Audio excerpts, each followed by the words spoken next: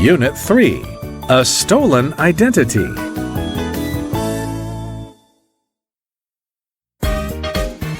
Reading.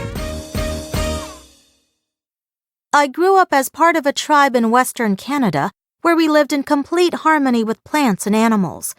Our elders taught us lessons through legends, and we respected the Great Spirit, as well as the spirits of the land, air, and water.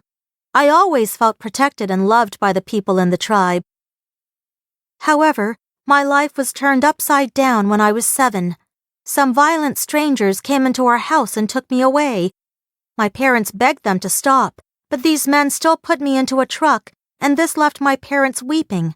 6 or 7 hours later, I arrived at a large building. A nun told me this place would be my new home. It was a school established for Indigenous kids like me. I immediately noticed that the adults there looked down on the way we dressed, talked, and acted. They cut our hair and made us wear different clothes. We missed our tribe so much, and we asked the nun to take us home.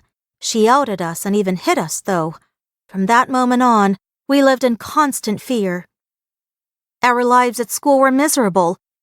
We were not allowed to speak our native language or talk about our native culture.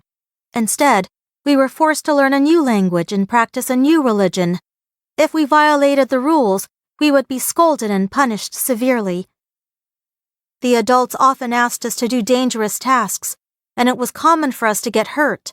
Lots of us should have been sent to see a doctor promptly, but no one came to our aid. Moreover, it was very cold most of the year.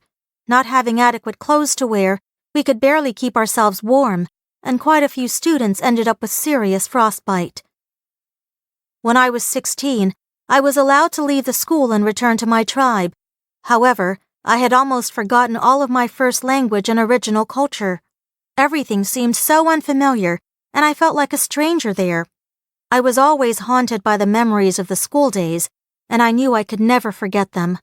What's worse, some of my friends turned to alcohol to escape from the nightmares.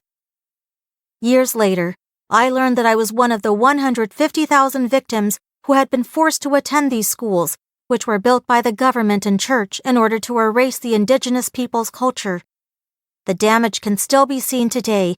Our families, communities, and people are broken. Terrible things like this should not have happened, so it is important to acknowledge this history and have survivors tell the truth. All our wounds and pain should be remembered.